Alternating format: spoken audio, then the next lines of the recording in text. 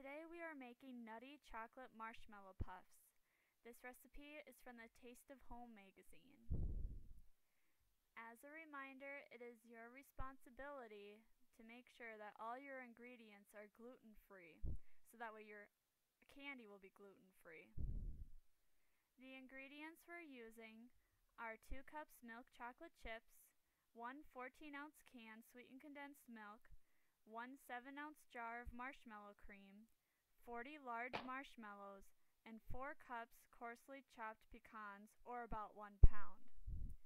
I take my pecans and I buy them whole or one, and I take 4 cups of those pecan halves and I place them in there to coarsely grind them.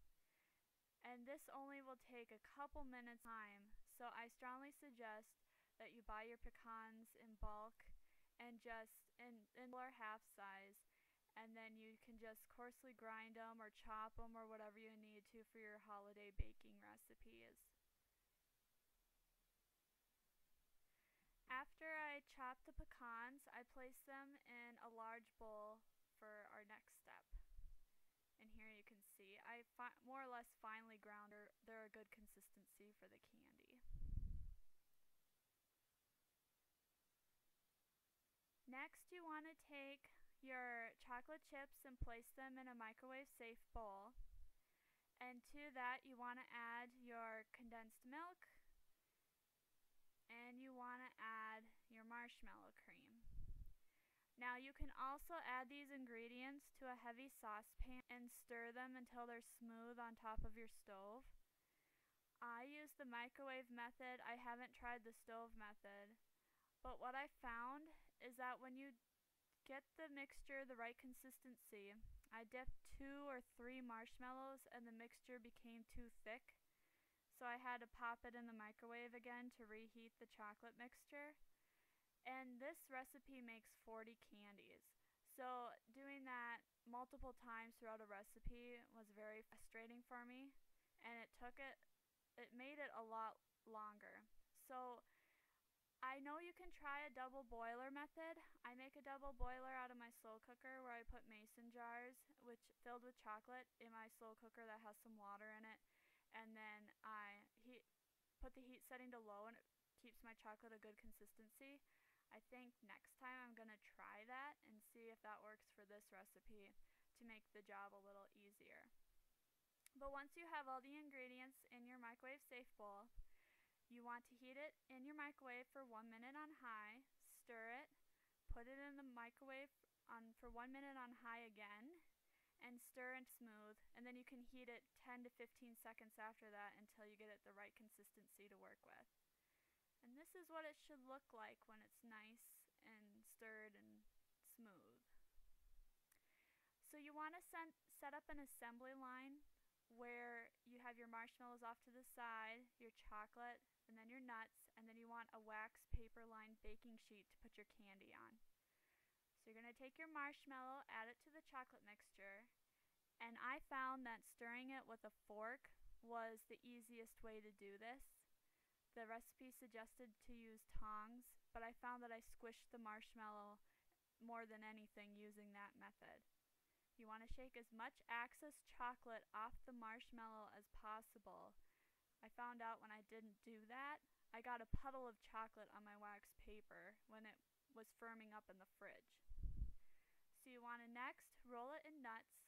I found that a spoon worked best for this, because I could pile the nuts on top of the candy and also roll it around. And once you get the candy nice and covered, you can take and transfer it to your wax or parchment lined cookie sheet, and you have completed 1 candy. And that's about what it's going to look like when it's done. And here's another shot. You take the marshmallow, roll it in the chocolate, and as you can see here, my mixture is getting a little thick. I had to reheat this in the microwave after I did this candy.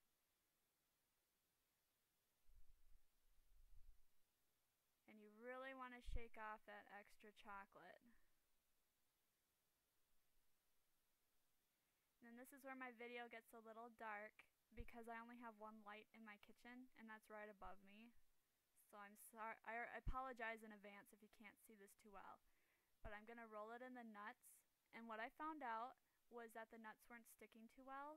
So I take my spoon and I push the nuts into the chocolate mixture, and this helped a lot get them to stick, because when I put it on the cookie sheet, I noticed that they were falling off the chocolate coating.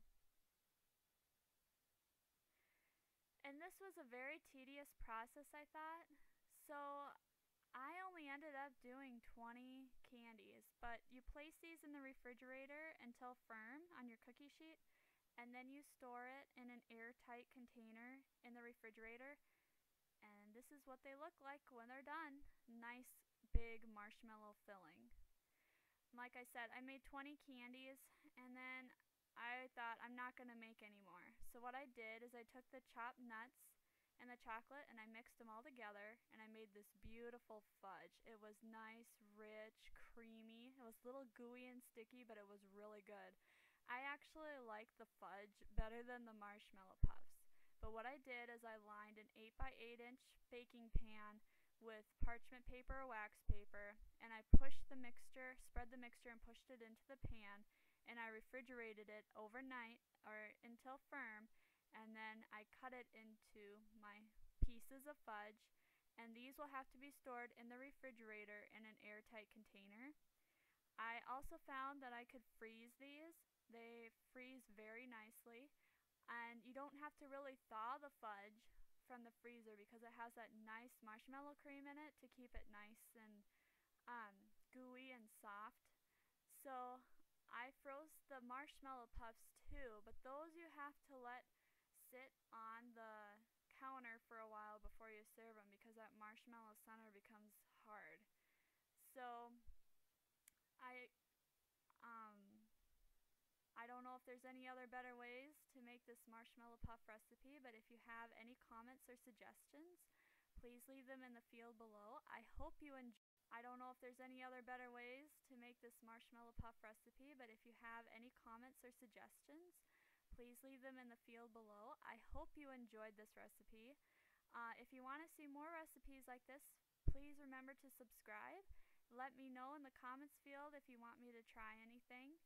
I appreciate you guys checking out my video and leaving feedback because I learn a lot from you. So thanks for watching, and I hope you have a great day. Bye.